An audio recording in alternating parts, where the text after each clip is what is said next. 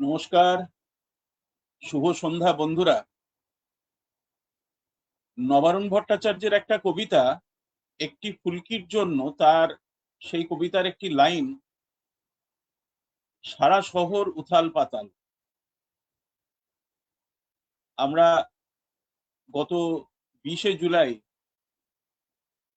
দিল্লিতে দেখলাম সারা শহর উথাল পাতাল। আজকে আমাদের চিন্তন থট অফ টুডে সান্ধ্যকালীন যে আলোচনা, সেই আলোচনার বিষয় আপনারা দেখতে পাচ্ছেন যৌবনের আন্দোলন এবং দেশব্যাপী তার প্রভাব। দিল্লির বুকে যে আন্দোলন, 1 মাস ব্যাপী ধরে যে অবস্থান বিক্ষোভ, সেই অবস্থান বিক্ষোভকে কেন্দ্র করেই গতকাল এই অবস্থান থেকে যে দাবি তোলা হয়েছিল প্রথম থেকেই একেবারে, যে দেশের শিক্ষামন্ত্রীকে পদত্যাগ করতে হবে,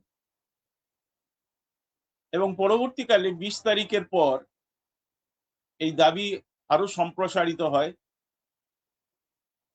এবং এই সবটাই যে ঘটনাটা ঘটে গেছে পরম্পরায়, আজকে সারা ভারতবর্ষ কেন সারা পৃথিবী তার প্রত্যক্ষদর্শী। আমরা এই বিষয়টাকে নিয়ে আলোচনা করতে চাই, এবং এই যে ঘটনাটার প্রভাব সারা দেশ জুড়ে কেমন ভাবে পড়লো সেইটা আমরা শুনবো। আমাদের সঙ্গে আজকে এই অনুষ্ঠানে যুক্ত হবেন, এই কর্মসূচির সঙ্গে যিনি অঙ্গাঙ্গিভাবে যুক্ত ছিলেন, ভারতের গণতান্ত্রিক যুব ফেডারেশনের সর্বভারতীয় সাধারণ সম্পাদক হিমগ্ন রাজ ভট্টাচার্য। তিনি আছেন আমাদের সঙ্গে। আমি তাকে আমাদের আজকের এই সান্ধ্যকালীন আলোচনায়, আমাদের পর্দায় তাকে আমরা আমন্ত্রণ জানাই।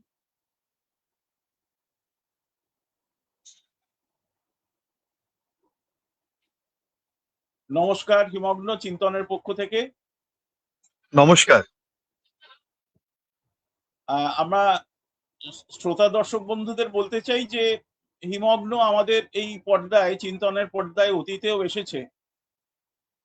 আজকে আমরা একটা অন্য বিষয়ে আলোচনা করতে চাইছি। মূলত যে বিষয়টা দাঁড়ায় সেটা হচ্ছে এইটাই যে ভারতবর্ষের মাননীয় প্রধান বিচারপতির একটি উক্তি, সেই উক্তিটাকে কেন্দ্র করে একটি আদিম প্রাণী, আরশোলা, ককরোচ, সেইটাকে কেন্দ্র করে একটা উন্মাদনা তৈরি হওয়া, এবং আজকের যে শব্দটি ব্যাপকভাবে প্রচারিত সেটা হচ্ছে জেন জেড বা জেন জি, যাই বলি না কেন। মূলত 1997 সাল থেকে 2012 সালের মধ্যে যাদের জন্ম, অর্থাৎ এখন 14 থেকে 29 বছর বয়সী যে তরুণ,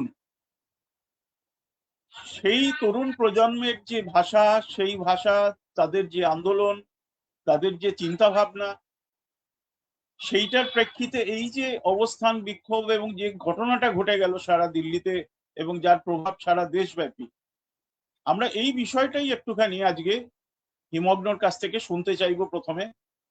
যেহেতু ও সরাসরি একদম যন্তর মন্তরে এই আন্দোলনটার সঙ্গে ওতপ্রোতভাবে যুক্ত ছিল, আমরা একটু এর ঐতিহাসিক প্রেক্ষাপট, কিভাবে আন্দোলনটা ঘটলো, 20 তারিখে কি ঘটলো দিল্লির বুকে, এবং তার পরবর্তীকালে গতকাল পর্যন্ত যে ঘটনা প্রবাহ, সেইটা একটু আমরা ওর কাছ থেকে শুনতে চাইবো।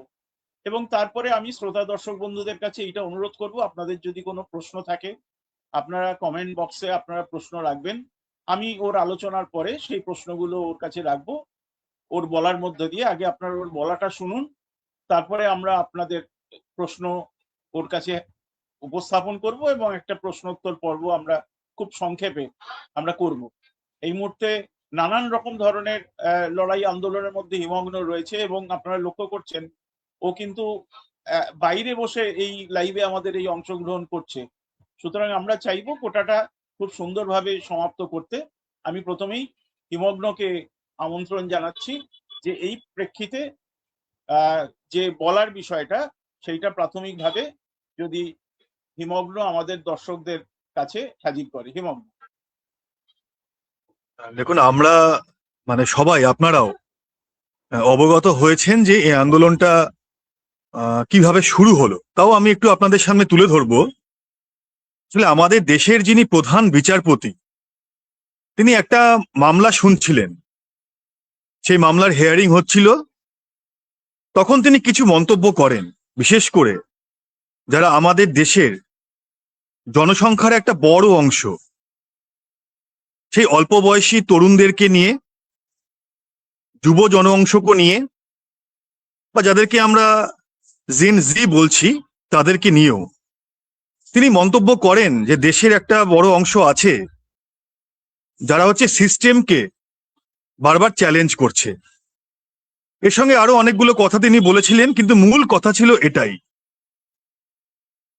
তার এই কথাকে আমাদের দেশের অল্প বয়সীরা তারা কিন্তু ভালোভাবে গ্রহণ করতে পারেনি।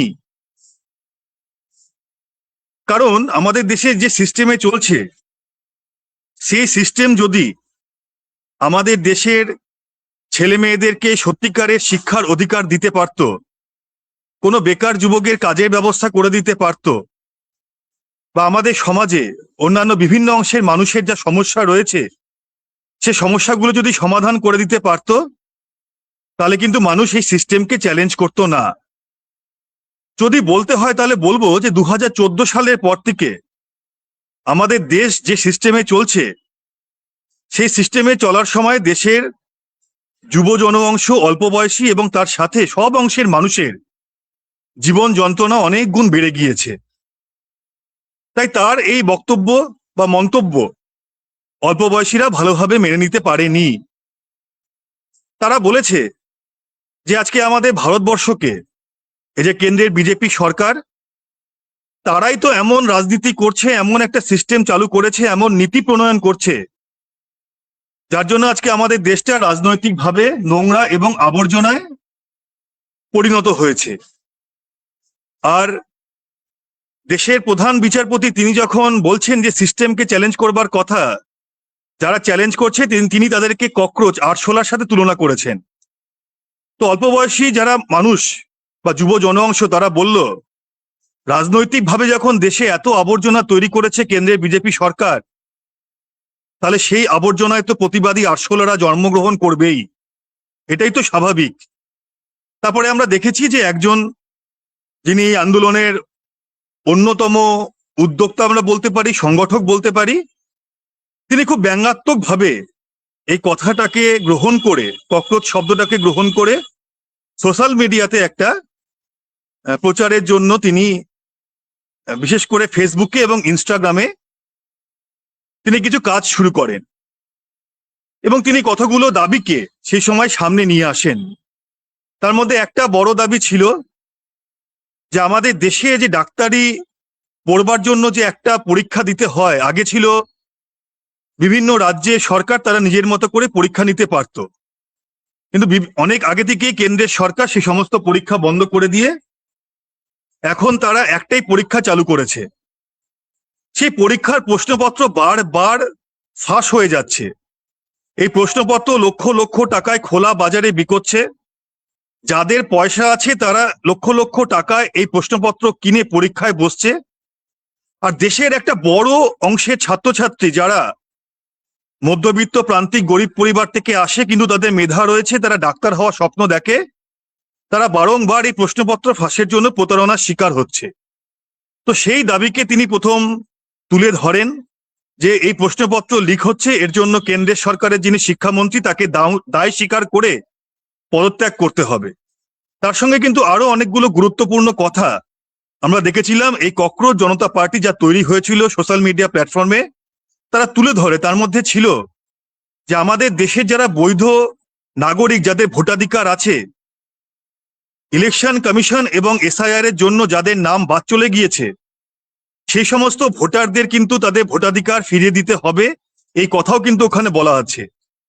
এবং বিগত 10-12 বছর ধরে আমাদের ভারতবর্ষের রাজনীতিতে আমরা যে জিনিসটা সব থেকে বেশি দেখছি, যে দেশের কোনো জনপ্রতিনিধি, তিনি সাংসদ হতে পারেন, তিনি বিধায়ক হতে পারেন, তিনি এক দলের টিকিটে জিতে আসছেন মানুষের রায় নিয়ে, তারপরে তিনি মানুষের রায়কে অবজ্ঞা করে খোলা বাজারে মানুষের রায়কে তিনি বিকিয়ে দিয়ে অন্য দলে চলে যাচ্ছেন। তারা বলল যে যারা এই কাজ করছে তারা যদি এই কাজ করে তাহলে তাদেরকে 20 বছরের জন্য ব্যান করতে হবে, যাতে এই জনপ্রতিনিধিরা আগামী 20 বছর ভারতবর্ষে কোনো নির্বাচনে অংশগ্রহণ করতে না পারে। আমি এই কথাগুলো বলছি তার কারণ এই কথাগুলো আমাদের জানা দরকার, যে এই কথাগুলো কিন্তু মধ্যে দিয়ে এই সোশ্যাল মিডিয়াতে এর পথ চলা শুরু হয়েছিল। তারপর আমরা দেখেছি যে আমাদের দেশের যারা অল্প বয়সী তারা ব্যাপকভাবে এই কথাগুলোকে গ্রহণ করলো এবং এই ককরোচ জনতা পার্টি সোশ্যাল মিডিয়াতে পপুলারিটি, জনপ্রিয়তা মারাত্মক জায়গায় পৌঁছে গিয়েল। আমাদের দেশের যারা পয়সা দিয়ে সোশ্যাল মিডিয়াতে নিজেদের ফলোয়ার বানান, যারা পয়সা দিয়ে সোশ্যাল মিডিয়াকে ব্যবহার করবার চেষ্টা করেন, তারাও দেখলাম পিছিয়ে পড়লো খুব অল্প দিনের মধ্যে। তাদের সমস্ত তৈরি করা, পয়সা দিয়ে তৈরি করা জনপ্রিয়তাকে হারিয়ে স্বতঃস্ফূর্ত জনপ্রিয়তা অর্জন করলো এই ককরোচ জনতা পার্টি সোশ্যাল মিডিয়া প্ল্যাটফর্মে। এবং এটা আমরা লক্ষ্য করে দেখেছি যে যারা এই সোশ্যাল মিডিয়া প্ল্যাটফর্মে এই ককরোচ জনতা পার্টিকে লাইক করলো, প্রথম দিকে তাদের মধ্যে 70% তাদের বয়স কিন্তু 29 বছরের নিচে ছিল। এবং এইভাবেই এই ককরোচ জনতা পার্টি নাম করে এর পথ চলা শুরু হলো। আমরা যারা বিভিন্ন রাজনৈতিক বামপন্থী গণসংগঠনের সঙ্গে যুক্ত, বিশেষ করে ছাত্র যুব গণসংগঠনগুলো, আমরাও কিন্তু প্রথম দিন থেকে এদেরকে সমর্থন করলাম, এদের দাবিগুলোকে সমর্থন করলাম যে এরা যে কথাগুলো বলছে একদম সঠিকভাবেই ভারতবর্ষের বুকে যে কথাগুলো আমরাও দীর্ঘদিন ধরে বলছি বা বলার চেষ্টা করছি, বা ভারতবর্ষের অল্প বয়সীদের যে মনের কথা সেটাকে তারা তুলে ধরবার চেষ্টা করছে সোশ্যাল মিডিয়া প্ল্যাটফর্মে। এভাবেই ব্যাপক জনপ্রিয়তা, এবং সেই জনপ্রিয়তা আমরা দেখলাম যে প্রথমে আমাদের দেশের একটা অংশ তারা এটাকে শুধুমাত্র ওই মিম পলিটিক্স এর মধ্যে আবদ্ধ করবার চেষ্টা করলো। তারা বলল সোশ্যাল মিডিয়ায় কিছু হচ্ছে, এর প্রভাব কোনো আমাদের ভারতবর্ষের রাজনীতিতে নেই, ভারতবর্ষের সমাজ ব্যবস্থায় নেই, এরকম একটা কথা কিন্তু বিশেষ করে কেন্দ্রের যারা শাসক দল তাদের পক্ষ থেকে চালু করে দেওয়া হলো। কিন্তু জনপ্রিয়তা পাওয়ার পরে যারা এই দাবিগুলোকে সমর্থন করলো এবং যারা উদ্যোক্তা তারা বুঝলেন যে দেশের অল্প বয়সীরা বা দেশের যুব ছাত্র অংশ তারা এই দাবিগুলোকে নিয়ে একটা বিকল্প লড়াই আন্দোলন ভারতবর্ষের বুকে করতে চাইছে। এবং আমরা জানি যে দিল্লি যন্তর মন্তর থেকে 6 জুলাই এই আন্দোলন রাস্তায় নেমে শুরু হলো এবং এর জনপ্রিয়তা ভারতবর্ষের বুকে এতটাই বেড়ে গেল যে আস্তে আস্তে অন্যান্য শহরে এই আন্দোলন ছড়িয়ে পড়লো। এবং আমরা দেখলাম যখন দিল্লির বাইরে অন্যান্য শহরে এই আন্দোলন হচ্ছে, সেখানেও ব্যাপক অংশের অল্প বয়সীরা, জেনজিরা তারা কিন্তু অংশগ্রহণ করলো এবং এই দাবিগুলোর সমর্থনে এবং দাবিগুলোর নিষ্পত্তির জন্য তারা লড়াই আন্দোলনকে আহ্বান করলো। এভাবে এই লড়াই আন্দোলন শুরু। এবং আমরা তখনও দেখেছি, তখনও কিন্তু এই লড়াই আন্দোলনকে গুরুত্ব না দেওয়ার একটা চেষ্টা দেশের শাসক দলের পক্ষ থেকে, বিজেপির পক্ষ থেকে করা হয়েছে। দেশের মেন স্ট্রিম মিডিয়া তারা প্রথম দিন থেকে এই আন্দোলনকে উপেক্ষা করবার চেষ্টা করেছে। তারা এই অংশের কথা দেশে অন্যান্য সাধারণ মানুষের সামনে তুলে ধরেনি। এবং দীর্ঘদিন যখন এই আন্দোলন চলেছে রাস্তায় নেমে, আমরা তখনও লক্ষ্য করেছি দেশের যে মেন স্ট্রিম মিডিয়া তারা কিন্তু এই আন্দোলনের কথা একবারও তুলে ধরবার চেষ্টা করেনি। বলা ভালো যে তারা তুলে ধরতে চায়নি, তার কারণ আমরা জানি আমাদের ভারতবর্ষের একটা বড় অংশের গণমাধ্যম নিয়ন্ত্রণ হয় একচেটিয়া পুঁজিপতিদের দ্বারা, যাদের সাথে কেন্দ্রের শাসক দল বিজেপির ওতপ্রোত একটা সম্পর্ক রয়েছে। তাদের অঙ্গুলি হেলনেই আমাদের দেশের সরকার নীতি প্রণয়ন করে এবং আমাদের দেশের গণমাধ্যমের প্রায় 90% বেশি তাদের দ্বারাই নিয়ন্ত্রিত হয়। কোন খবরকে তারা মানুষের মধ্যে নিয়ে যাবেন সেটা আমাদের দেশের এই একচেটিয়া পুঁজিপতি তারা ঠিক করে দেন। তারা দেশের শাসক দলের পক্ষে কথা বলেন, যারা বিরোধী কথা বলতে চান তাদের কথাকে মানুষের সামনে তুলে ধরেন না, যারা বিকল্পের কথা বলতে চান তাদেরকে মানুষের সামনে তুলে ধরেন না।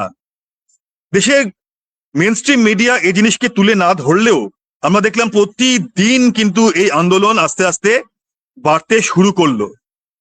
তারপরে দিল্লির বুকে অবস্থান শুরু হলো এবং কিছুদিন পর যাকে আমরা পরিবেশের ক্লাইমেট চেঞ্জের আন্দোলনে ভারতবর্ষের বুকে দেখেছি, এছাড়াও অন্যান্য বিভিন্ন বিষয়ে আন্দোলনে যারা আমরা যাকে সামনে দেখেছি, সেই সোনম ওয়াংচুক, তিনি দিল্লিতে এসে আন্দোলনে অংশগ্রহণ করেন এবং কিছুদিন পর তিনি আমরণ অনশনে বসেন যে এই দাবিগুলো নিষ্পত্তি করতে হবে কেন্দ্রের সরকারকে। তখনও কিন্তু আমরা দেখেছি যে কেন্দ্রের সরকার এই আন্দোলনকে গুরুত্ব দিতে চায়নি। যখন আমরণ অনশন তিনি শুরু করলেন এবং তার সাথে আরো অন্যান্য ছাত্রছাত্রীরা তারাও অনশনে বসলো, তখনও কিন্তু দেশের এই কেন্দ্রের সরকার তারা কোনো রকম কোনো কথা বলবার চেষ্টা করেননি। এদের সাথে তারা মনে করেছিলেন যে এদেরকে খুব বেশি গুরুত্ব দেওয়ার প্রয়োজন নেই, এরা খুব বেশি কিছু করতে পারবে না। এইভাবে যখন আন্দোলন চলছে, যারা আমরা রাস্তায় ছিলাম প্রথম দিন থেকেই আন্দোলনের সঙ্গে, আমরা লক্ষ্য করলাম দেশের মিডিয়া না দেখালেও, দেশের শাসক দল অবজ্ঞা করলেও, এই আন্দোলন কিন্তু আস্তে আস্তে অল্পবাসীদের মধ্যে ছড়িয়ে পড়তে শুরু করলো। যন্তর মন্তরে দিল্লির অল্পবাসীদের অংশগ্রহণ শুরু হলো। প্রথমে দিল্লি, তার আশপাশ, তারপরে ভারতবর্ষের বিভিন্ন রাজ্য থেকে তারা এখানে এসে এই আন্দোলনকে সংহতি জানিয়ে আন্দোলনে অংশগ্রহণ করে তারা কিন্তু যন্তর মন্তরে থাকতে শুরু করলো। আমি শুধু এখানে একটা কথা বলবো, যখন জুলাই মাসে প্রথম দিকে দিল্লির বুকে এই আন্দোলন চলছে, অবস্থান চলছে, তখন কিন্তু দিল্লিতে মারাত্মক গরম ছিল। সমস্ত গরমকে উপেক্ষা করে এই আন্দোলন দিল্লির বুকে শুরু হলো। আন্দোলন স্থলে ন্যূনতম এই গরমের মধ্যে একটু সুস্থ থাকতে গেলে যে যে জিনিসের প্রয়োজন, সেই জিনিসও কিন্তু দিল্লির পুলিশ প্রথম দিন থেকে অ্যালাউ করেনি। এমনকি কেউ যদি কোনো খাবার নিয়ে সেখানে প্রথম দিকে ঢোকবার চেষ্টা করেছেন, তাকে বাধা দেওয়া হয়েছে। যারা জল বিক্রি করেন তাদেরকেও বাধা দিয়েছে দিল্লির পুলিশ, যাতে এখানে জল বিক্রি করা না হয়। এরকম অনেক বাধার সম্মুখীন হয়েও যখন আন্দোলন আস্তে আস্তে বাড়তে শুরু করলো এবং যখন আস্তে আস্তে খবরে আসতে শুরু করলো যে সোনম ওয়াংচুক, তার দীর্ঘদিন ধরে তার অনশন চলছে এবং তার স্বাস্থ্যের এবার অবনতি হতে শুরু করেছে, তখন আমরা দেখলাম যে আমাদের দেশের কিছু, যাদেরকে আমরা সেলিব্রিটি বলতে পারি, যারা তাদের নিজেদের বিভিন্ন কাজের জন্য জনপ্রিয়, যাদেরকে দেশের অল্প বয়সীরা সোশ্যাল মিডিয়াতে হোক বা অন্য কোথাও হোক ফলো করে, তারা কেউ কেউ মুখ খুলতে শুরু করলেন এবং দেশের মানুষের মধ্যে সেই কথা দ্রুত পৌঁছে যেতে শুরু করলো। এবং তখন দেশের কিছু মিডিয়া অল্প হলেও, খবরের কাগজের একদম শেষ পাতাতে হলেও দু একটা কথা লিখতে শুরু করলো। প্রাইম টাইমে না হলেও, অন্য সময়ে, পিক আওয়ার্সে না হলেও অন্য সময়ে কোনো কোনো মিডিয়া তারা 15 সেকেন্ড বা 30 সেকেন্ড সময় নষ্ট করলো এই আন্দোলনকে নিয়ে বলবার জন্য। তারপরে এই আন্দোলন একটা ব্যাপক আকার রূপ নিল এবং আমরা লক্ষ্য করলাম যে মানুষ যখন আন্দোলনে আসছেন, তারা কিন্তু কোন দাবিতে এই আন্দোলন, সেই দাবিগুলো সম্বন্ধে তাদের স্পষ্ট ধারণা আছে এবং তারা কিন্তু দাবিগুলোকে প্রথম দিন থেকে এসেই সমর্থন করলেন। তারা বললেন যে হ্যাঁ হ্যাঁ, এটা হওয়া প্রয়োজন। আমি এই প্রসঙ্গে একটু জানিয়ে রাখি যে প্রশ্নপত্র ফাঁস, বিশেষ করে ডাক্তারি পরীক্ষার যে প্রশ্নপত্র ফাঁস হলো, এই প্রশ্নপত্র ফাঁস হওয়ার পরে রাগে, দুঃখে, অভিমানে যারা নিজের বাড়ি বিক্রি করে, মার গয়না বন্ধক রেখে, জমি বিক্রি করে ডাক্তার হবে বলে স্বপ্ন দেখে পড়াশুনো করেছিল, প্রিপারেশন নিয়েছিল, যখন তাদের স্বপ্ন বাস্তবায়িত হচ্ছে না, এরকম কিন্তু 22টা তাজা প্রাণ তারা কিন্তু আর লড়তে না পেরে আত্মহত্যা করে দিল। একথা কিন্তু আমি এই প্রসঙ্গে বলে রাখতে চাই। তাদের সমর্থনও কিন্তু আন্দোলনের মধ্যে কথা উঠতে শুরু করলো এবং আমরা দেখলাম তাদের বাবা মারা এই আন্দোলনকে সংগতি জানিয়ে তারা কিন্তু তাদের সন্তান হারা দুঃখকে বুকে চাপা রেখে আন্দোলনে এসে অংশগ্রহণ করেছে। তো এইভাবে আন্দোলনের ভোটটা আস্তে আস্তে বাড়লো। তখনও চেষ্টা হয়েছে এই কেন্দ্রের বিজেপি সরকারের পক্ষ থেকে আন্দোলনকে অবজ্ঞা করার এবং এই আন্দোলনকে বিভিন্ন রকম ভাবে বিপথে চালনা করবার বা এই আন্দোলন সম্বন্ধে বিভিন্ন রকম কটূক্তি করার। আপনারা দেখবেন এই বিজেপি বা আমাদের ভারতবর্ষের যারা আদানি আম্বানি নিয়ন্ত্রিত মেন স্ট্রিম মিডিয়া এবং তাদের অধীনে থাকা আরো কিছু মিডিয়া, তারা কিন্তু এই আন্দোলনের মধ্যে অন্যরকম একটা গন্ধ পাবার প্রচেষ্টা শুরু করলো এবং মিথ্যা অপপ্রচার শুরু করলো। বলা হলো দেশের বাইরে থেকে ফান্ডিং আসছে, চীন থেকে নাকি ফান্ডিং আসছে, পাকিস্তান থেকে নাকি হচ্ছে সহযোগিতা করা হচ্ছে, এরা নাকি টুকরে টুকরে গ্যাং, এরা নাকি দেশের ক্ষতি চায়, এরকম খবর প্রচার শুরু হলো। আমরা দেখলাম দেশের একটা বড় অংশের অল্প বয়সীরা, জেনজিরা কিন্তু এই খবরে প্রভাবিত হলো না, বরং তারা এই আন্দোলনের সঙ্গে নিজেকে যুক্ত করলো। এবং একটা সময় আসলো যখন এই যন্তর মন্তরে যেখানে এখন এই বিজেপি সরকার আসার পরে একটা জায়গাকে নির্দিষ্ট করে দেওয়া হয়েছে, যে যার মধ্যে আন্দোলনকে সীমাবদ্ধ রাখতে হবে, সেই জায়গাকে নির্দিষ্ট করা হয়েছে। সে জায়গা কম পড়ে যাচ্ছে আন্দোলনকারীদের অংশগ্রহণের জন্য। এবং আমরা লক্ষ্য করলাম যে ছাত্রছাত্রীরা তারা ওই গরমের মধ্যে রাস্তাতেই শুচ্ছে, যা পাচ্ছে তাই খাচ্ছে। এবং কিছু মানুষ যারা এই আন্দোলনের পাশে থেকে ছাত্রছাত্রীরা যাতে অন্তত দুবেলা দুমুঠো পেট ভরে খেতে না পারুক, কিছুই অন্তত খেতে পায়, তার জন্য কিন্তু তারা উদ্যোগ গ্রহণ করেছিলেন। তারা খাবার নিয়ে আসতেন, জলের ব্যবস্থা করবার চেষ্টা করেছেন। এই ছাত্রছাত্রীরা মাটিতেই শুয়েছে, ওখানেই থেকেছে, ওখানে ছোট্ট যে একটা টয়লেট রয়েছে তাকেই ব্যবহার করেছে। কিন্তু এই কাজগুলো যখন তারা করছে তখন কিন্তু প্রতিনিয়ত দিল্লি পুলিশের পক্ষ থেকে তাদেরকে বাধা দেওয়া হয়েছে, ভয় দেখানো হয়েছে, হুমকি দেওয়া হয়েছে যে আমরা কিন্তু বেশি দিন এটা অ্যালাউ করবো না, এগুলো বলবার চেষ্টা করা হয়েছে। আমরা তখনই বলেছিলাম দিল্লি পুলিশকে যে আপনারা অল্প বয়সীদের সেন্টিমেন্ট বুঝতে পারছেন না, ভারতবর্ষের মানুষ কি ভাবছে, অল্প বয়সীরা কি ভাবছে, জেনজিরা কি ভাবছে আপনারা বুঝতে পারছেন না। আসলে দিল্লি পুলিশ তো অনেকদিন আগেই এই কেন্দ্রের সরকারের, বিজেপি সরকারের নিয়ন্ত্রণে রয়েছে, এবং তারা যেভাবে বলে সেভাবেই হচ্ছে তারা পরিচালিত হয়। এবং এটা বলতে কোনো বাধা নেই যে দেশের আজকে এই রাষ্ট্র ব্যবস্থার বিভিন্ন জায়গায় কিন্তু আজকে বিজেপি এটা পেরেছে যে আরএসএস এর লোককে বসিয়ে রাখতে, এবং তারাই তাদের আদর্শগতভাবে ভারতবর্ষে এদেরকে নিয়ন্ত্রণ করে। এবং তাদের কথাতেই কিন্তু ভারতবর্ষের একটা বড় অংশ রাষ্ট্র ব্যবস্থায় যারা রয়েছে তারা কিন্তু নিয়ন্ত্রিত হয় এবং সেভাবেই কাজ করে। এটা আজকে দেশের মানুষ তারা নিজের অভিজ্ঞতার মধ্যে বুঝতে পারছেন। তো দিল্লি পুলিশ সেরকম ভাবেই আন্দোলনকারীদেরকে ভয় দেখাচ্ছিল। ভয়ে বিন্দুমাত্র তাদের পা কাঁপেনি, বরং তাদের পা শক্ত হয়েছে, তাদের প্রত্যয় দৃঢ় হয়েছে। তারা বলেছে আমরা শেষ দেখে ছাড়বো, যখন এই আন্দোলন শুরু করেছি এর শেষও হচ্ছে আমরা দেখতে চাই। এবং তারা এই আন্দোলন করতে করতেই পার্লামেন্ট মার্চের ডাক দিল। এবং আপনারা জানেন 20 তারিখে দেশের মানুষ দেখেছে যে পার্লামেন্ট মার্চে দিল্লির পুলিশ এবং আধা সামরিক বাহিনী তারা কি নৃশংস আক্রমণ এই অল্প বয়সী ছাত্র যুবদের ওপরে নামিয়ে এনেছে। আমি একটা কথা বলতে চাই, দেশের মানুষকে এখন এই নৃশংসতা আলাদা করে বলতে পারবে না, তারা সোশ্যাল মিডিয়ার মাধ্যমে দেখেছেন। কিন্তু আমি বলছি আপনারা যা দেখেছেন সেটা যা আক্রমণ হয়েছে, নৃশংসতা হয়েছে, তার মাত্র 10%। 90% কোনো ক্যামেরায় হচ্ছে ধরা পড়েনি। পুলিশ সেদিন নির্বিচারে যেভাবে লাঠিপেটা করেছে, রাবার বুলেট চালিয়েছে, জল কামান ব্যবহার করেছে, লাঠি চালিয়েছে শরীরের নিচের অংশে নয়, একদম মাথা লক্ষ্য করে, বুক লক্ষ্য করে, পিঠ লক্ষ্য করে তারা লাঠি চালিয়েছে। এটা আপনারা নিশ্চয়ই ভিডিওর মধ্যে, যে সমস্ত ভিডিও ভাইরাল হয়েছে বেরিয়েছে তার মধ্যে দিয়ে আপনারা দেখতে পেরেছেন। এবং পেলেট গান এবং বিভিন্ন রকমের রাসায়নিক তারা ব্যবহার করলো। বেধড়ক আক্রমণ। মহিলাদেরকে বা যারা অল্প বয়সী তরুণী বা ছাত্রী তাদেরকে যেভাবে পুলিশ, এটা বলতে কোনো দ্বিধা নেই, আমাদের সামনে সে সমস্ত ভিডিও চলে এসেছে, শারীরিকভাবে নিগ্রহ করেছে, মলেস্ট করেছে। মলেস্ট, হ্যাঁ, এই কথাটা বলতে কোনো দ্বিধা নেই। এবং আমরা দেখলাম যে একজন ডিএসপি মর্যাদার একজন পুলিশ, তিনি একজন মেয়েকে রাস্তায় দাঁড়িয়ে থাপ্পড় মারছে। আমরা জানি ভারতবর্ষের মানুষ যে আমাদের দেশের কোনো রুল বুকে, কোনো জায়গায়, কোনো আইনে পুলিশ এই কাজ করতে পারে লেখা নেই, কিন্তু পুলিশ সেই কাজ নামিয়ে এনেছে। আমি এ প্রসঙ্গে একটা কথা বলি। আজকে একটা খবরের কাগজে বা একটা খবরে দেখছিলাম যে দিল্লি পুলিশের নাকি মিটিং হয়েছে আজকে। সেখানে নাকি তারা স্বীকার করেছে যে না, তাদের পদ্ধতি মেনে কাজ করা হয়নি। আমরা বলছি যে আজকে চাপে পড়েছে বলে তারা এই কথাগুলো বলছে। দিল্লি পুলিশ দীর্ঘদিন ধরে দিল্লির বুকে এই একই কাজ চলেছে, বিভিন্ন লড়াই আন্দোলনকে দমন করেছে একই রকম ভাবে।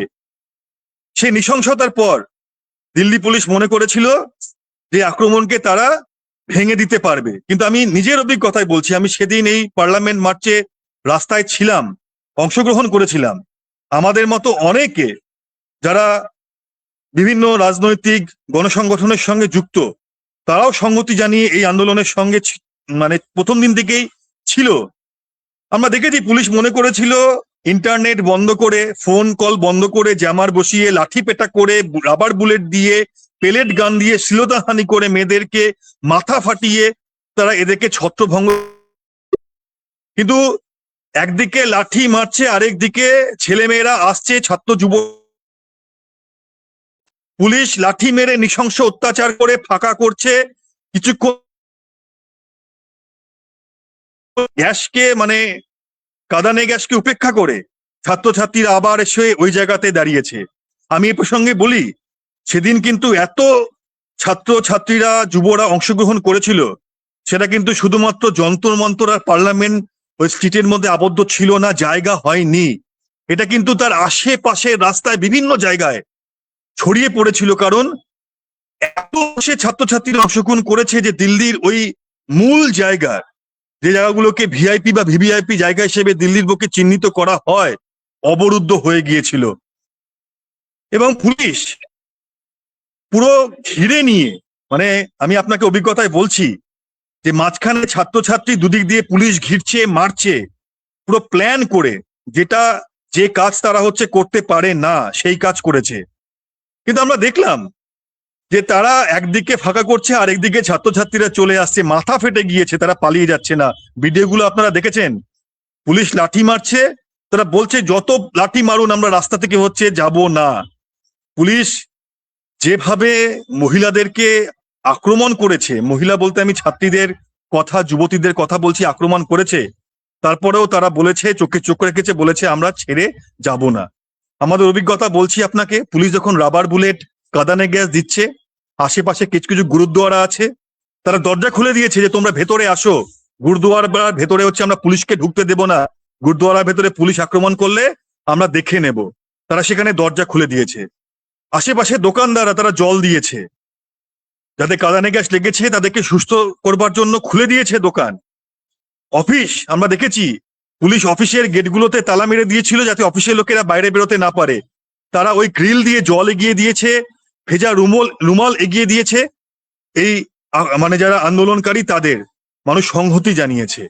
আমি এখানে একটা কথা বলতে চাই, এত হাজার হাজার আন্দোলনকারী, সেদিন পুলিশ ওই চত্বরে সমস্ত দোকান, যেখানে জল পাওয়া যায় বা খাবার পাওয়া যায়, যা মেডিসিন পাওয়া যায়, সমস্ত দোকান বন্ধ রেখেছিল যাতে জল না দেওয়া হয়। আমরা দোকানদারদেরকে দিশে করেছিলাম পরবর্তী ক্ষেত্রে যে আপনারা কেন দোকান খোলেননি সেদিন। তারা বলল কি করে খুলবো, পুলিশ শাসিয়ে গেছে, বলেছে দোকান খোলা যাবে না, কোনো জলের বন্দোবস্ত করা যাবে না। আমি বলছি ভাবুন কতটা প্ল্যান করে এই কাজ দিল্লি পুলিশ করেছে, মানে এটা বোঝাবার জন্য আমি আপনাদেরকে এই কথাগুলো বলছি। কিন্তু আমরা দেখলাম কি, পুলিশকে হার স্বীকার করতে হলো। আবার যন্তর মন্তরে দ্বিতীয় পর্যায়ে পুলিশ আক্রমণ শুরু করলো, পুরো দিল্লি জুড়ে আক্রমণ শুরু করলো। ওই যন্তর মন্তরে স্টেজ ভাঙলো, যেখানে বিভিন্ন টেন্ট ছিল, যেখানে অনশন যারা করছিলেন তারা বসছিলেন, যেখানে ছেলেমেয়েরা একটা ছেঁড়া চাটাই হতে পারে, মাদুর হতে পারে, ত্রিপল হতে পারে, শুচ্ছিল, সমস্ত কিছু উঠিয়ে ফেলে ভেঙে উড়িয়ে দেওয়ার চেষ্টা করলো। তারপরেও হাজার হাজার ছাত্রছাত্রী আবার সেই যন্তর মন্তরে গিয়ে জায়গা দখল করলো, আবার আন্দোলন শুরু হলো খুব অল্প সময়ের মধ্যে। সেদিন পর্যন্ত দেশের কেন্দ্রের সরকার বিজেপি তারা মনে করেছিল যে তারা হয়তো শেষ পর্যন্ত এই আন্দোলনকে দমন করতে পারবে। ইন্টারনেট বন্ধ করেছিল, কিন্তু খুব অল্প সময়ের মধ্যে সারা দেশে পুলিশের এই নৃশংসতা, কেন্দ্রের সরকারের এই নৃশংসতা, সেটা যখন ছড়িয়ে পড়লো, আমরা দেখলাম দলে দলে মানুষ আসছেন। মানে আমি আপনাকে আমার অভিজ্ঞতা বলছি যে আমি দীর্ঘদিন ছাত্র যুব আন্দোলনের সঙ্গে যুক্ত, অনেক আন্দোলন দেখেছি। কৃষক আন্দোলনের সময়ও আমি দিল্লিতে আন্দোলন দেখেছি। রাত্রি 12টা 1টার সময় যেভাবে অভিভাবকরা তাদের ছোট ছোট বাচ্চাদেরকে নিয়ে আসছেন এবং সংহতি জানাচ্ছেন তারা এই দিল্লি যন্তর মন্তর বা তার আশেপাশে এসে, এটা একটা অভূতপূর্ব অভিজ্ঞতা, অভূতপূর্ব অভিজ্ঞতা। তখন আমরা বুঝতে পারলাম যে এই আন্দোলনকে যেভাবে বিজেপি সরকার দমন করবার চেষ্টা করছে, দমন হবে না। সেদিন রাতে থেকে সেই আন্দোলন চত্বরে কিন্তু স্লোগান উঠলো যে তোমার দমন করা আমরা দেখে নিয়েছি, তোমার দমনে আমরা আর ভয় পাই না, আমরা লড়বো এবং আমরা জিতবো, এবং জিতেই হচ্ছে আমরা এখান থেকে যাব। মানে আমি আপনাকে সত্যি বলছি, এই স্পিরিটটা কিন্তু সেদিন আন্দোলনের মানে সমস্ত জায়গায়, কোনায় কোনায় ছাত্রছাত্রীদের মনে একদম তাড়াতাড়ি করে হচ্ছে স্প্রেড করে গেল। আসলে জানেন যে সাহস হচ্ছে মনে মনে ছড়িয়ে পড়ে, দৃঢ় হৃদয়ে হচ্ছে ছড়িয়ে পড়ে, সেই ছড়িয়ে কিন্তু পড়তে আমরা দেখলাম। পুলিশকে পেছনে হটতে শুরু করলো। আমি আবার এখানে বলছি, তখনও কিন্তু আমরা দেখছি যে এই আদানি আম্বানি নিয়ন্ত্রিত মিডিয়া, এই পেড মিডিয়া, গদি মিডিয়া যেটা করছে আমরা বলি, তখনও তারা প্রচার করছে যে দেশকে ভেঙে দেওয়া চক্রান্ত হচ্ছে, বাইরে থেকে ফান্ডিং হচ্ছে। আমরা যারা কলকাতায় থাকি বা পশ্চিমবঙ্গে থাকি তারাও দেখেছেন যে পশ্চিমবঙ্গের মিডিয়াও কিন্তু একই রকম ভাবে প্রচার করে গিয়েছে। কিন্তু এখনো পর্যন্ত এ ধরনের কোনো প্রমাণ কোনো কিছু তারা দিতে পারেনি, তারা দিতেও পারবে না। এবং আমরা দেখলাম যে তারপরে সরকার সেদিন বাধ্য হলো যে প্রাথমিক একটা আলোচনা করবার জন্য তারা একটা মেমোরান্ডামের মতো জিনিসকে গ্রহণ করলো, কিন্তু কোনো পদক্ষেপের কথা বললো না। কিন্তু সেদিন ছাত্রছাত্রীরা, যুবরা জানিয়ে দিল যে আমরা কিছুটা সময় অপেক্ষা করছি, আপনারা কি বলেন, নাহলে এই আন্দোলনকে কিন্তু আরো ছড়িয়ে দেওয়া হবে। যখন এই জিনিসগুলো চলছে তখন কিন্তু দিল্লির বাইরে এই আন্দোলন পুরো দমে ছড়িয়ে পড়েছে। এবং আপনারা দেখেছেন যেখানে যেখানে বিজেপি সরকার রয়েছে বা বিজেপির সাথে যারা জোটে রয়েছে তাদের সরকার রয়েছে, সেখানেও কিন্তু একই রকম ভাবে এই আন্দোলনকে দমন করবার চেষ্টা হয়েছে। কিছুদিন আগে কলকাতার বুকেও আমরা দেখলাম এই আন্দোলনকে সংহতি জানিয়ে যখন রাস্তায় মানুষ নেমেছে, তখনও কিন্তু সেই আন্দোলনকে বিপথে পরিচালিত করবার চেষ্টা হয়েছে। এবং আমি এ প্রসঙ্গে একটা কথা বলতে চাই যে আমাদের পশ্চিমবঙ্গে যারা মানে যেসব মেন স্ট্রিম মিডিয়া রয়েছে, এবং সেই মেন স্ট্রিম মিডিয়া তারা বিভিন্ন ভাষায় তারা হচ্ছে তাদের খবর প্রচার করে, ভারতবর্ষের বুকে দাঁড়িয়ে তারা দায়িত্ব পালন করে। তারা কিন্তু এই আরএসএস বিজেপির অঙ্গুলি হেলনেই কিন্তু চলে, এবং তারাও কিন্তু এই আদানি আম্বানি নিয়ন্ত্রিত মিডিয়া। পশ্চিমবঙ্গের বুকে কিন্তু তারা সেই একই ভূমিকা পালন করছেন। হ্যাঁ, এটা ঠিক যে পশ্চিমবঙ্গে আমরা তো দেখলাম, এবং আমরা এখন তো দেখতে পাচ্ছি যে কারা এই গন্ডগোলের সঙ্গে যুক্ত ছিল। কেউ যা জানা যাচ্ছে যে তৃণমূলের যারা হচ্ছে কিছু আশ্রিত লোকজন তারা এখানে ঢুকে গন্ডগোল করেছেন। কিন্তু আমরা দেখলাম যে দুষ্কৃতীদেরকে চিহ্নিত না করে আমাদের যিনি রাজ্যের মুখ্যমন্ত্রী, তিনি হচ্ছে এই আন্দোলনকে একটা সাম্প্রদায়িক রং দেওয়ার চেষ্টা করছেন। আসলে এটাই তাদের উদ্দেশ্য, এবং এই উদ্দেশ্যটাকেই তারা যাতে সফল করতে পারে তার জন্য পশ্চিমবঙ্গের যারা মেন স্ট্রিম মিডিয়া রয়েছে তারা কিন্তু একই কাজ করে চলেছে। আমি আজকেও দেখছিলাম। যাক, আমি ওই কথা ছেড়ে আমি এখানে বলি, দিল্লির বুকে দাঁড়িয়ে যে এই আন্দোলন যখন ছড়িয়ে পড়ছে তখন কেন্দ্রের সরকার আলোচনায় বসতে বাধ্য হয়েছে। এবং আপনারা জানেন যে গতকালকে শেষ পর্যন্ত চাপের মুখে পড়ে যখন উদ্যোক্তাদের পক্ষ থেকে বলা হয়েছে যে আপনারা যদি হচ্ছে আমাদের দাবিগুলো মেনে না নেন তাহলে আমরা কিন্তু আবার কিন্তু 72 ঘন্টার মধ্যে আমরা কিন্তু পার্লামেন্ট মার্চের ডাক দেব, আমরা কিন্তু ভয় পাই না। তখন এই কেন্দ্রের সরকার ভয় পেল, কারণ তারা ওই একটা পার্লামেন্ট মার্চ তাদের হচ্ছে হাঁটু কাঁপিয়ে দিয়েছে।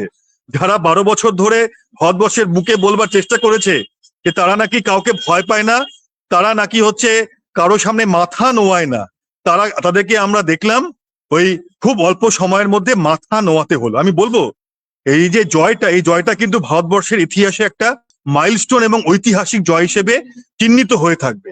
আমি এ প্রসঙ্গে একটা কথা বলতে চাই, এই যে যারা এই আন্দোলনটা করলো বা যাদেরকে আমরা জেনজি বলে জানি, দেখবেন একটা সময় আমাদের ভারতবর্ষের বুকে প্রচার করা হতো যে এই প্রজন্ম নাকি হচ্ছে শুধুমাত্র জাঙ্ক ফুডে আক্রান্ত, তারা নাকি হচ্ছে ওই বিভিন্ন গেমে আক্রান্ত, তারা নাকি নিজের কথা ছাড়া অন্যের কথা হচ্ছে ভাবে না, তারা নাকি সমষ্টিতে হচ্ছে বিশ্বাস করে না, তারা নাকি একা থাকাতে হচ্ছে শুধুমাত্র বিশ্বাস করে, এবং তারা দেশের সম্বন্ধে খুব ভালো কিছু ভাবতে পারে না।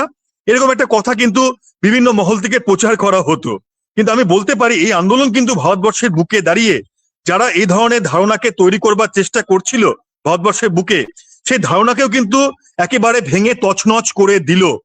এবং তারাও যে লড়াই আন্দোলন করতে পারে এবং তারাও যে নিজের লড়াইকে শেষ পর্যন্ত নিয়ে যেতে পারে, এবং সামনে যতই স্বৈরাচারী যত বড়ই সরকার থাক না কেন, যাদের দমন নীতি যতই ভয়ঙ্কর হোক না কেন, তারা নিজের জানকবুল লড়াই করে প্রাণ হচ্ছে বাজি রেখে এই লড়াই আন্দোলনে কিন্তু তারা নামতে পারে সমাজের ভালোর জন্য, এবং সমাজের যে আগামী প্রজন্ম তারা যাতে আমাদের দেশে সুরক্ষিত থাকতে পারে তাদের জন্য নামতে পারে। এটা কিন্তু তারা এই আন্দোলনের মধ্য দিয়ে প্রমাণ করলো। আমি এ প্রসঙ্গে আরেকটা কথা একটু আপনাদেরকে বলি যে এটা আমাদের একটু জানা দরকার বা বোঝা দরকার যে ঠিক ভারতবর্ষে কোন সময় এই আন্দোলনটা হলো। আমরা জানি যে 14 সালে কেন্দ্রের বিজেপি সরকার এবং আজকে 2026 সাল, 12 বছর ধরে কেন্দ্রে বিজেপি সরকার চলছে। এই সরকার আসার আগে প্রচার করা হয়েছিল যে আমাদের দেশের যিনি প্রধানমন্ত্রী, তার নাকি 56 ইঞ্চি নাকি ছাতি। তো কেমন 56 ইঞ্চি ছাতি সেটা আমাদের দেশের মানুষ নিজের অভিজ্ঞতার মধ্যে বুঝতে পারেন। এই আন্দোলন কিন্তু সেই 56 ইঞ্চি, মানে স্বঘোষিত 56 ইঞ্চি, সত্যিকারের 56 ইঞ্চি নয়, মানে এই পেড মিডিয়া দ্বারা, গদি মিডিয়া দ্বারা প্রচারিত 56 ইঞ্চি। ইমেজ তৈরি করবার, মিথ তৈরি করবার তাকে নিয়ে, তার 56 ইঞ্চির এই আমাদের দেশের প্রধানমন্ত্রী, তাকেও কিন্তু এই আন্দোলনের সময় রাত্রেবেলা দুবার হচ্ছে সোশ্যাল মিডিয়াতে আসতে হয়েছে। এবং আমরা দেখেছি যে তিনি কিন্তু শেষ পর্যন্ত মানে এই ছাত্রছাত্রীদের সামনে, যুবদের সামনে তাকে শুধু মাথা নত করতে হয়নি, তার মাথাটা কিন্তু এখনো নত হয়েই আছে। এটা আমরা বলতে পারি। এটা তো শুধু একটা মানে শুরু। তো আমি যে কথা বলছিলাম যে কোন সময় আন্দোলন হচ্ছে, এই 14 সালে কেন্দ্রে বিজেপি সরকার আসার পরে এবং পরবর্তী ক্ষেত্রে বিভিন্ন রাজ্যে বিজেপি সরকার রয়েছে। আপনারা দেখুন আজকে আমাদের দেশের অবস্থাটা কি হয়েছে। এখানে আপনি আপনার কথা বলতে পারবেন না। আপনি কেন্দ্রের সরকারের বিরুদ্ধে কোনো কথা বললেই আপনাকে বিভিন্ন আইনে গ্রেপ্তার করা হবে। এই ইউএপিএ আইন, যেটা যারা রাষ্ট্রদ্রোহী বা দেশদ্রোহী তাদের বিরুদ্ধে হচ্ছে ব্যবহার করবার কথা ছিল। আজকে যারা রাজনৈতিকভাবে বিভিন্ন কর্মী, তারা বিভিন্ন মতাদর্শের বা বিভিন্ন পথের রাজনৈতিক কর্মী হতে পারে, আমরা দেখছি তাদের উপরে আজকে সেটা ব্যবহার করা হচ্ছে। আমরা দেখছি যারা সমাজ নিয়ে কাজ করেন, সমাজে ভালোর জন্য কাজ করেন, তাদের উপরে ব্যবহার করা হচ্ছে। এখানে বিরোধীদেরকে কণ্ঠরোধ প্রতিদিন প্রতিনিয়ত করা হয়। বিরোধিতা করলেই হয় জেলে, নয় হচ্ছে কোনো এজেন্সিকে পেছনে লাগিয়ে আপনার কথাকে রোধ করবার চেষ্টা হবে, কন্ট্রোল করবার চেষ্টা করা হবে। যখন দেশে বেকারত্ব একটা ভয়ঙ্কর জায়গায় পৌঁছে গিয়েছে, ভয়ঙ্কর জায়গায়, মানে দেশের বেকারত্ব এখনো কোনো সমস্যা নয়, একটা সংকট। যারা পড়াশুনো করছে, যারা ভালো পড়াশুনো করে একটা ভালো ভবিষ্যতের কথা দেখছে, তাদের ভবিষ্যৎ আজকে এই 2014 সালের পরে একেবারে অনিশ্চিত। যারা ইঞ্জিনিয়ার হওয়ার স্বপ্ন দেখছে, তারা ইঞ্জিনিয়ারিং পাশ করে আজকে তাদের মর্যাদা সম্পন্ন কোনো কাজ পাচ্ছে না, আজকে তাদেরকে গিয়ে সেলসের কাজ করতে হচ্ছে। ডাক্তারি পাশ করছে যারা, তাদেরকেও আমরা দেখছি যে তারা মর্যাদা সম্পন্ন যে কাজ তাদের পাওয়া উচিত, সে কাজ কিন্তু তারা ভারতবর্ষের বুকে আমাদের দেশে করতে পারছেন না। দেশে যারা কৃষক, তারা ফসলের ন্যায্য দাম হচ্ছে পান না, তাদেরকে পথে বসিয়ে দেওয়া হয়েছে। দেশের একটা বড় অংশ যারা হচ্ছে শ্রমজীবী মানুষ, তাদের জীবন যন্ত্রণা আজকে একদম এত মানে কঠিন জায়গায় পৌঁছে গিয়েছে, তাদের দেওয়ালে পিঠ থেকে গিয়েছে। কিন্তু তারা নিজেদের কাজের কথা বলতে পারবে না, শিক্ষার অধিকারের কথা বলতে পারবে না। এমন একটা পরিবেশ কিন্তু ভারতবর্ষের বুকে তৈরি করা হয়েছে, যেখানে বিরোধীদের বিন্দুমাত্র কোনো স্থান দেওয়া হয় না, সেটা সংসদের অভ্যন্তরে হোক বা সংসদের বাইরে লড়াইতে হোক। ঠিক এরকম একটা অবস্থায় আজকে কিন্তু এই আন্দোলন আমরা দেখতে পেলাম। এটা ঠিক যে ইতিহাস কিন্তু বারবার সাক্ষী থেকেছে যে যখনই এই ধরনের কোনো স্বৈরতান্ত্রিক সরকার তারা নিজের জিনিসগুলোকে কোনো জায়গায় বাস্তবায়িত করবার চেষ্টা করেছে, প্রথম দিকে কিছুটা সফল মনে হলেও তাদেরকে কিন্তু পরবর্তী ক্ষেত্রে কড়া চ্যালেঞ্জের মুখে পড়তে হয়েছে। আজকে আমাদের ভারতবর্ষের বুকেও আমরা দেখলাম যে এই কেন্দ্রের বিজেপি সরকার, তাদেরকে কড়া চ্যালেঞ্জের মুখে পড়তে হচ্ছে। মানে যে হিটলার বা যে মুসোলিনি, যারা মনে করেছিলেন যে তাদের যে আদর্শ, যে পৃথিবীতে যা ফ্যাসিবাদ হিসেবে চিহ্নিত হয়ে আছে এবং ফ্যাসিবাদের সঙ্গে যে সমস্ত কথা যুক্ত রয়েছে, আপনারা জানেন যে গ্যাস চেম্বার থেকে বিভিন্ন ক্যাম্প থেকে ধরে হচ্ছে বিভিন্ন বাহিনী, সেই নৃশংসতা যেটা আমাদের ফ্যাসিবাদ শব্দটা শুনলেই আমাদের সামনে উঠে আসে, তাদেরও পরিণতি কি হয়েছিল সেটা ইতিহাসে জল করে হচ্ছে লেখা রয়েছে। মুসোলিনিকে যখন তিনি ছদ্মবেশে পালিয়ে যাচ্ছিলেন ওই কেমোর হ্রদের পাশের রাস্তায় জার্মানি সৈন্যদের সাথে, তখন তাকে চিনে ফেলে হত্যা করে ওই ল্যাম্পপোস্টে ঝুলিয়ে দেওয়া হয়েছিল। সেখানে কোনো মানুষ ছিল না, তার দেহকে হচ্ছে ল্যাম্পপোস্ট থেকে নামিয়ে আনবেন। হিটলারকে আত্মহত্যা করতে হয়েছিল আর বলতে হয়েছিল তিনি আত্মহত্যা করার পরে তার দেহকে যেন বাংকারের বাইরে নিয়ে এসে পুড়িয়ে দেওয়া হয়, এবং তার স্ত্রী সাইনাইড খেয়ে হচ্ছে আত্মহত্যা করেছিলেন। আমি এই কথাটা এজন্য উল্লেখ করলাম যে এই ধরনের স্বৈরতান্ত্রিক ফ্যাসিবাদেরও কিন্তু পরাজয় হয়েছিল, এবং যারা এর প্রবক্তা ছিলেন, যারা স্বপ্ন দেখেছিলেন যে ভারতবর্ষ নয় পুরো দুনিয়াকে শাসন করবেন, তাদের এই পরিণতি হয়েছিল।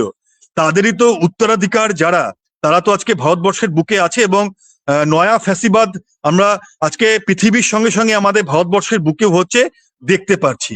ঠিক সেই সময় দাঁড়িয়ে এ ধরনের আন্দোলন কিন্তু ভারতবর্ষের ইতিহাসকে মানে ইতিহাসে একটা উজ্জ্বল হয়ে থাকবে এবং ভারতবর্ষের আগামী দিনের লড়াইতে এই আন্দোলন কিন্তু একটা নতুন পথ দেখালো। এবং আমরা বলতে পারি যে ধর্মেন্দ্র প্রধান ইস্তফা দিয়েছে, আরো বিভিন্ন যে দাবিগুলো ছিল যে যারা আত্মহত্যা করেছে তাদের পরিবারকে হচ্ছে অন্তত 1 কোটি টাকা সরকারের দিতে হবে, যাদের আন্দোলনকারীদের বিরুদ্ধে যেভাবে মিথ্যে মামলা হচ্ছে পুলিশ করেছে, শুধু দিল্লিতে নয় ভারতবর্ষের বিভিন্ন জায়গায় সেই মামলাগুলো প্রত্যাহার করতে হবে এবং দেশের শিক্ষা ব্যবস্থাকে হচ্ছে আমূল পরিবর্তন করতে হবে। আমি এ প্রসঙ্গে বলি, কালকে ধর্মেন্দ্র প্রধান ইস্তফা দেওয়ার পরে এবং এই জিনিসগুলোতে একটা আপাতত সদর্থকমূলক আলোচনা হওয়ার পরে কিন্তু এই আন্দোলনকে যন্তর মন্তর থেকে হচ্ছে প্রত্যাহার করা হয়েছে। কিন্তু এই আন্দোলনকে ভারতবর্ষের বুক থেকে বা সমাজ থেকে কিন্তু প্রত্যাহার করা হয়নি। এই আন্দোলনকে কিন্তু বলা হয়েছে শুরু। 1 মাস পর আবার প্রতিনিধিরা গিয়ে কিন্তু সেখানে কথা বলবেন এবং শিক্ষা ব্যবস্থার আমূল পরিবর্তন না হওয়া পর্যন্ত এই আন্দোলনকে কিন্তু চলবে, এই কথা কিন্তু খুব পরিষ্কার ভাবে মঞ্চ থেকে আমরা সহ সবাই বলেছেন। আমি ছোটখাটো কয়েকটা অভিজ্ঞতার কথা আপনাদেরকে বলি যে এই আন্দোলনে যারা অংশগ্রহণ করেছেন তাদের একটা বড় অংশ কিন্তু মনে জানেন তারা যে ধর্মেন্দ্র প্রধান শুধুমাত্র ইস্তফা দেওয়ার পরে এই সমস্ত কিছুর সমাধান হয়ে যাবে না, কিন্তু ধর্মেন্দ্র প্রধানের ইস্তফা দেওয়াটা ভারতবর্ষের বুকে দাঁড়িয়ে আন্দোলনের হচ্ছে প্রাথমিক জয়। এবং যে নীতির পরিবর্তন না হলে, সমাজের পরিবর্তন না হলে যে সমস্ত কিছুকে পরিবর্তন শেষ পর্যন্ত করা যাবে না, এই আন্দোলন তারা কিন্তু অনেকে এই কথাটা হচ্ছে বিশ্বাস করেন। আমি বলতে পারি আপনাকে, কালকে যখন রাতে দৃঢ় প্রত্যয়ে এবং অবশ্যই এই আন্দোলনে মন্তর থেকে বিভিন্ন জায়গায় ফিরে গিয়েছেন, সেই ব্যানার টাঙিয়ে দেওয়া হয়েছে, তাতে লেখা রয়েছে protest is over not revolution. এটা কিন্তু খুব পরিষ্কার ভাবে কিন্তু কালকে যন্তর মন্তর এই বার্তাও কিন্তু দেওয়া হয়েছে সবাই চলে আসার জন্য। এবং আপনারাও দেখেছেন যে আগামী দিনে এই আন্দোলন চলবে বিভিন্ন রকম ভাবে, বিভিন্ন দাবিতে। যখনই সরকার দমন করবার চেষ্টা করবে বা এই যুব অল্প বয়সী জেনজিদেরকে অবজ্ঞা করবার চেষ্টা করবে, তাদের ভবিষ্যৎকে সুরক্ষিত না করে তাদেরকে অন্ধকারের দিকে ঠেলে দেবে, তখনই কিন্তু এই ভারতবর্ষের বুকে দাঁড়িয়ে ভারতবর্ষ এ ধরনের অনেক আন্দোলনের সাক্ষী থাকবে। এর আগেও আমরা ভারতবর্ষের ইতিহাসে তৎকালীন যে পরিস্থিতি বা সেরকম যা রয়েছে সেই অনুযায়ী কিন্তু আমরা অনেক বড় বড় আন্দোলন কিন্তু দেখেছি। ভারতবর্ষের বুকে কিন্তু প্রকৃত যে ইতিহাস, সেই ইতিহাসে কিন্তু আত্মত্যাগের ইতিহাস রয়েছে। এখানে কিন্তু চোখে চোখ রেখে কথা বলবার ইতিহাস রয়েছে এবং তার মধ্যে দিয়ে আমাদের ভারতবর্ষে কিন্তু গণতন্ত্রের শিকড় আজকে মাটির অনেকটা গভীরে প্রবেশ করেছে। যারা ভারতবর্ষের গণতন্ত্রকে একেবারে ভারতবর্ষের বুক থেকে মুছে দিতে চায়, শুধুমাত্র সংবিধানের পাতায় মুছে দিতে চায় না, ভারতবর্ষের বুক থেকে পুরোপুরি মুছে দিতে চায় যে স্বৈরাচারী শক্তি বা এই আমাদের কেন্দ্রের যারা শাসক দল বিজেপি, তাদেরও কিন্তু এই আন্দোলন থেকে শিক্ষা নেওয়া উচিত। এবং আমরা আজকে দেখছি যে যারা বলতো যে আমরা কারো কাছে মাথা নোয়াই না, আজকে তাদের বড় বড় নেতাদেরকে বিভিন্ন জায়গায় গিয়ে কেন শেষ পর্যন্ত ধর্মেন্দ্র প্রধানকে ইস্তফা দিতে হলো তার জন্য বিভিন্ন গল্প রচনা করে তাদের কর্মী সমর্থকদেরকে কিন্তু বলতে হচ্ছে, বিভিন্ন রকম মিথ্যে কথা বলতে হচ্ছে। এবং আমরা বলি যে গদি মিডিয়া প্রচার করলো যে আন্দোলনের সঙ্গে নাকি বাইরের শক্তির যোগাযোগ রয়েছে, এই আন্দোলন নাকি বাইরে থেকে নাকি পরিচালিত হচ্ছে এবং এই আন্দোলনে নাকি হচ্ছে বিদেশ থেকে ফান্ড আসছে, তাদেরকেও বলছি এবং চ্যালেঞ্জ করে বলছি, আপনারা প্রমাণ করে দিন যে আন্দোলন আপনারা যে বলেছেন সেভাবে হয়েছে।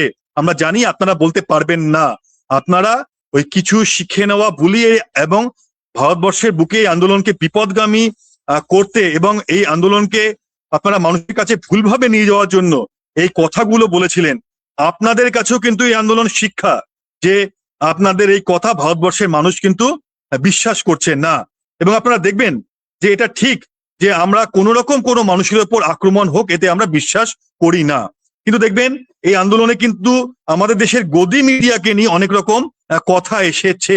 হ্যাঁ, এটা ঠিক যে গদি মিডিয়া যখন মিথ্যে খবর ওই আন্দোলন স্থলে গিয়ে প্রচার করবার চেষ্টা করেছে তখন তাদেরকে বিক্ষোভের মুখে পড়তে হয়েছে, এটা দেশের মানুষ দেখেছেন। আমি বলবো যে আজকে কেন এই পরিস্থিতি তৈরি হলো। আপনারা জানেন যে ভারতবর্ষের বিভিন্ন গণমাধ্যমের নিরপেক্ষতার প্রশ্নে আজকে ভারতবর্ষের গণমাধ্যম সারা পৃথিবীতে কোন জায়গায় দাঁড়িয়ে আছে, একদম শেষের সারিতে পৌঁছে গিয়েছে, একদম শেষের সারিতে। এবং আমাদের দেশের যিনি প্রধানমন্ত্রী, তিনি আমাদের দেশে ছেড়ে দিন বিদেশে গেলেও তিনি হচ্ছেন কোনো সাংবাদিকের কোনো প্রশ্নের সম্মুখীন হওয়ার সাহস রাখেন না। সেটা ভারতবর্ষ সহ সারা পৃথিবীর মানুষ জেনে গিয়েছেন। তিনি শুধু তার নিজের মনের কথা বিভিন্ন মাধ্যমের মধ্যে দিয়ে ছড়িয়ে দেওয়ার চেষ্টা করেন, কিন্তু দেশের অল্প বয়সী জেনজি এবং দেশের নিপীড়িত শোষিত মধ্যবিত্ত প্রান্তিক গরিব মানুষের মনের কথা শোনবার চেষ্টা করেন না। এটা প্রমাণিত আমরা দেখেছি ভারতবর্ষের বুকে দাঁড়িয়ে। তাই এই যারা গদি মিডিয়া, যারা এই স্বৈরাচারী সরকারকে রেখে দেওয়ার জন্য এবং তাদের যত জনকল্যাণ বিরোধী নীতি রয়েছে সেগুলো ভারতবর্ষের বুকে প্রণয়নের মধ্য দিয়ে তারা শুধু একটা বড় অংশ মুনাফা কাঁপিয়ে নেবে এবং সারা ভারতবর্ষের 90% মানুষকে তার জন্য মানে কষ্টের মধ্যে থাকতে হবে বলে ভেবেছিলেন, তাদের জন্য কিন্তু এই আন্দোলন একটা বড় সতর্কতা জারি করলো যে আপনাদের এই ছলচাতুরি এই গদি মিডিয়ার, সেটা কিন্তু মানুষের সামনে পরিষ্কার হয়ে গিয়েছে।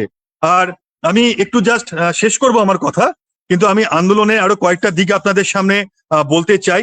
আমাদের অভিজ্ঞতা হচ্ছে যে অনেক ছাত্রছাত্রী যাদের পকেটে তেমন কোনো পয়সা ছিল না, তারা আন্দোলনের কথা শুনে এসেই তারা এক কাপড়ে পকেটে যা ছিল তাই নিয়ে কিন্তু বেরিয়ে চলে এসছে এবং যন্তর মন্তরে এসে থেকেছে।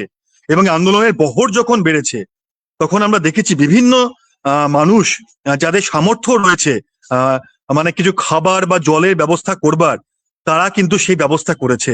আমাদের অভিজ্ঞতা কি, অনেক মানুষ যন্তর মন্তরে আসতে পারেননি, কিন্তু তারা বিভিন্ন অ্যাপকে ব্যবহার করে খাবার পাঠিয়েছেন। পরে আমাদেরকে যন্তর মন্তর থেকে বলতে হয়েছে যে আপনারা আর খাবার পাঠাবেন না, কারণ যে পরিমাণ খাবার বা জল এখানে এসে পৌঁছেছে তা যথেষ্ট। আমরা চাই না যে এই খাবার নষ্ট হোক, বরং এই খাবার যদি অন্য কোনো মানে ভুকা মানুষের কাছে পৌঁছে যায় ভালো হয়, সেটা আমরা দেখব। এবং এই আন্দোলনে আরেকটা বড় দিক হচ্ছে, আমরা দেখলাম যে এই জেনজিরা কিন্তু পরিবেশ সম্বন্ধে অনেক বেশি কিন্তু সচেতন। আমি আপনাদেরকে বলি, হাজারে হাজারে মানুষ রাস্তায় নেমেছে, রাস্তায় থেকেছে। আমরা দেখেছি যে ওই জায়গাগুলো কিন্তু খুব সহজেই এই কদিনে নরককুণ্ড হয়ে যেতে পারত। আমি আপনাদেরকে বলছি, যাতে সেই জায়গায় পরিবেশগত কোনো রকম কোনো ক্ষতি না হয় তার জন্য কিন্তু এই জেনজিরা লক্ষ্য রেখেছে।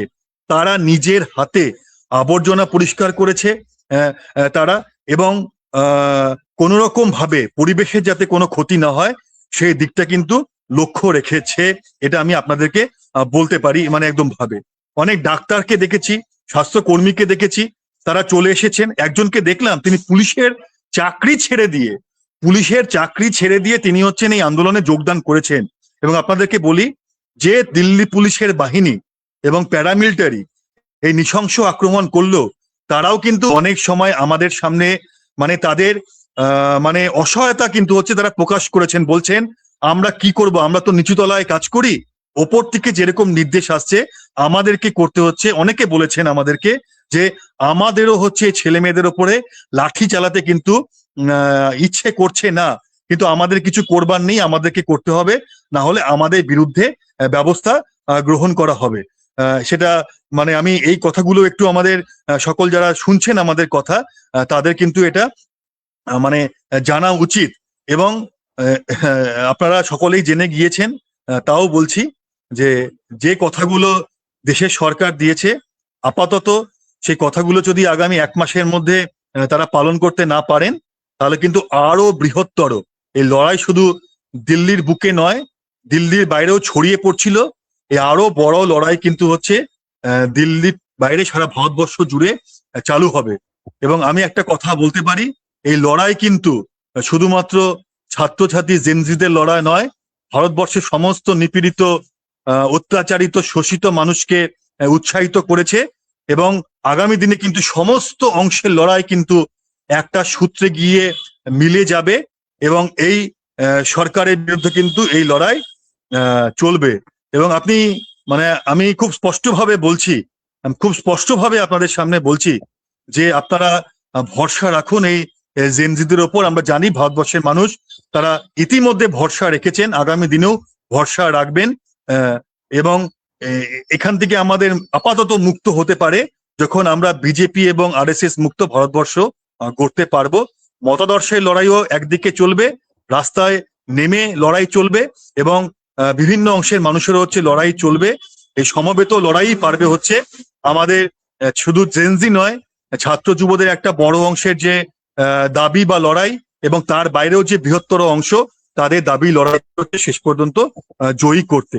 আমি অনেকক্ষণ অনেকগুলো কথা আমি আপনাদের সামনে রাখলাম। এরপরেও যদি আপনাদের কোনো কিছু এ বিষয়ে কোনো প্রশ্ন থাকে তাহলে আপনারা নিশ্চয়ই করতেই পারেন। আমরা হিমগ্নকে আমাদের চিন্তনের পক্ষ থেকে অভিনন্দন জানাই। অসাধারণ। আমরা একটা, এটা বোধহয় আমার, যদি আমি খুব কম বলি, এটা বোধহয় যন্তর মন্তর থেকে একটা ধারা বিবরণী হিমগ্ন আমাদের সামনে রাখবো। অসাধারণ। মানে অনেকেই মন্তব্য করেছেন যে মনে হচ্ছিল যেন আমরা যন্তর মন্তরই আছি। এই গোটা প্রেক্ষাপটটা মানে হিমগ্ন। হ্যাঁ বলো। আমি একটা কথা বলি, আমি কিন্তু এখনো যন্তর মন্তরের থেকে খুব বেশি দূরে বসে নেই, কিন্তু কাছেই একদম বসে আছি। সেটাই মানে আমরা সেই স্পিরিটটা পেলাম আর কি। আমি যেটা বলতে চাই, অনেকেই প্রশ্ন করছিলেন, সেটা হচ্ছে যে এই আন্দোলনটা এত দ্রুততার সাথে কি করে এইরকম একটা তীব্র আকার ধারণ করলো, এরকম একটা প্রশ্ন এসেছে। আর দ্বিতীয় একটা প্রশ্ন, সেটা হচ্ছে অনেকেই এই আন্দোলনটাকে ওই 2024-এ বাংলাদেশ, নেপাল, শ্রীলঙ্কা এই আন্দোলনগুলোর সাথে একটু তুলনা করতে চাইছেন। এরকম ধরনের কিছু কিছু বক্তব্য আসছে। আর এই দেশদ্রোহিতা, বিদেশি মদতে পুষ্ট চীন, পাকিস্তান, এই বিষয়টা তো তুমি রেখেইছো, উত্তরই দিয়ে দিয়েছো। এই জায়গাটাকে যদি একটুখানি সামান্য বলো যে এত দ্রুততার সাথে এই আন্দোলনের ডাইমেনশনটা এত তীব্র আকার কি করে ধারণ করলো, আর কোথাও কোথাও বলো। আমি আমি যে কথাটা বলেছি, আমি শুধু যেটা ঠিক, যে আন্দোলনটা এত দ্রুত ছড়িয়ে পড়ার প্রধান কারণ কিন্তু আসলে ভারতবর্ষের এই মানুষের, এবং বিশেষ করে অল্প বয়সীদের, তাদের মনের ভেতরে কিন্তু অনেক ক্ষোভ, বিক্ষোভ, আক্রোশ রয়েছে। সেই জায়গাটা কিন্তু এই আন্দোলনের মধ্যে দিয়ে খুব অল্প সময়ের মধ্যে এক জায়গায় আনা গিয়েছে, এবং তারা আমাদের এই দাবিগুলোকে তারা কিন্তু নিজের অভিজ্ঞতার মধ্যে দিয়ে সমর্থন করেছেন বলেই কিন্তু এই আন্দোলন এত অল্প সময়ের মধ্যে দিয়ে এত দ্রুত ছড়ানো সম্ভব হয়েছে। আমি একটা কথা বলবার সময় বলেছি এখানে, যে কোন পরিস্থিতিতে এই আন্দোলন হলো।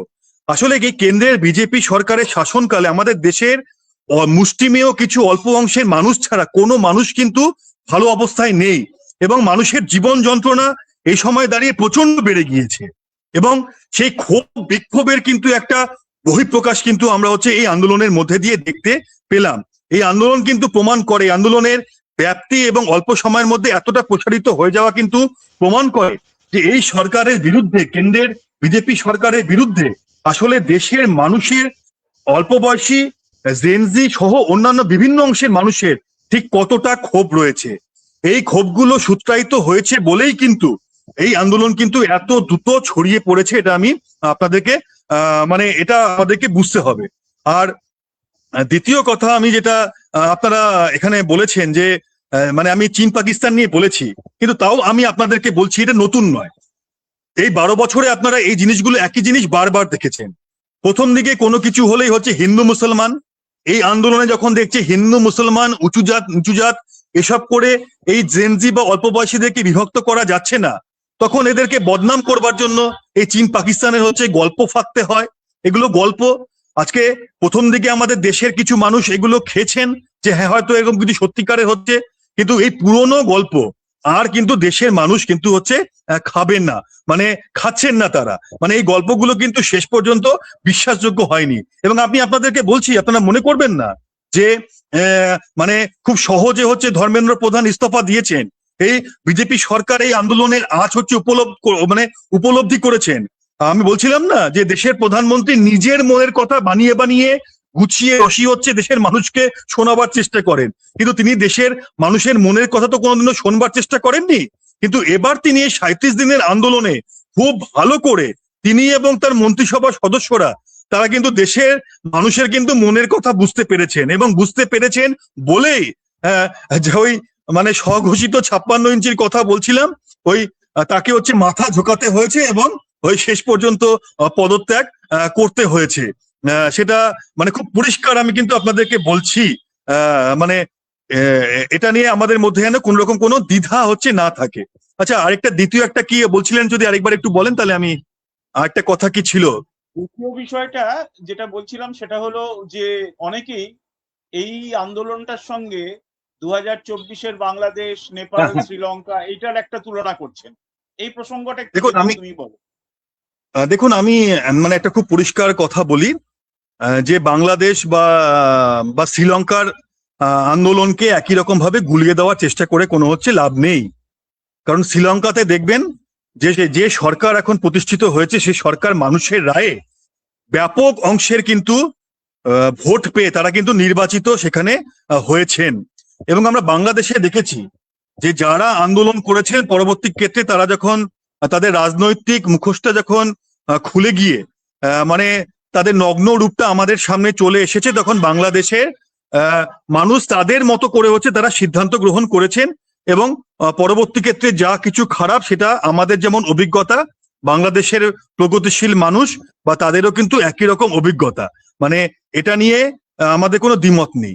এবং তাই ওই বাংলাদেশের কথা বলে এই আন্দোলনকে হচ্ছে কালিমাপ্ত করার চেষ্টা যদি কেউ করেন, আমি তাদেরকে খুব পরিষ্কার করে বলছি, তারা ভুল করছেন। তারা এখানে ভুল করছেন। এখানে লড়াইটা কোনো সাম্প্রদায়িক লড়াই ছিল না। এখানে লড়াইটা হচ্ছে কোনো ধর্মের বিরুদ্ধে ছিল না। এখানে লড়াইটা ছিল হচ্ছে সাম্প্রদায়িকতার বিরুদ্ধে। যখন সাম্প্রদায়িক উস্কানি দিয়ে লড়াইকে ভাঙবার চেষ্টা হয়েছে, তখন এখানে সাম্প্রদায়িক সম্প্রীতি আরো মানে দৃঢ় হয়েছে। এখানে হচ্ছে ভাষার নামে আন্দোলনকে ভাঙবার চেষ্টা হয়েছে, তখন ভারতবর্ষের বহুত্বকে সামনে রেখে এই আন্দোলনে কিন্তু সবাই এক জায়গায় এসেছে। এই আন্দোলনকে যখন হচ্ছে শুধুমাত্র ওই মানে কি বলবো, মানে টুকরে টুকরে গ্যাংয়ের নামে হচ্ছে চালনা করবার চেষ্টা হয়েছে, তখন ভারতবর্ষে এখানে ঐক্যের কথা কিন্তু এই আন্দোলনের মধ্যে দিয়ে পরিস্ফুটিত হয়েছে। তাই ওই বাংলাদেশের ও সমস্ত কথা বলে এই আন্দোলনকে কিন্তু ভাঙা যাবে না। বাংলাদেশে যারা ওখানে মানুষের মধ্যে ঐক্য ভাঙতে চেয়েছিলেন, শুধুমাত্র বাংলাদেশে হচ্ছে ধর্মের নামে হচ্ছে মানুষের মধ্যে ঐক্য ভাঙতে চেয়েছিলেন এমনটা নয়। বাংলাদেশে দেখবেন যারা সেখানে বিভিন্ন ধর্মের মানুষ, যারা হচ্ছে প্রগতিশীল মানুষ, যারা ঐক্যের কথা বলেছে, শেষ পর্যন্ত তাদের ওপরে কিন্তু আক্রমণটা বাংলাদেশে নেমে এসেছিল, সেটা আমরা দেখেছিলাম।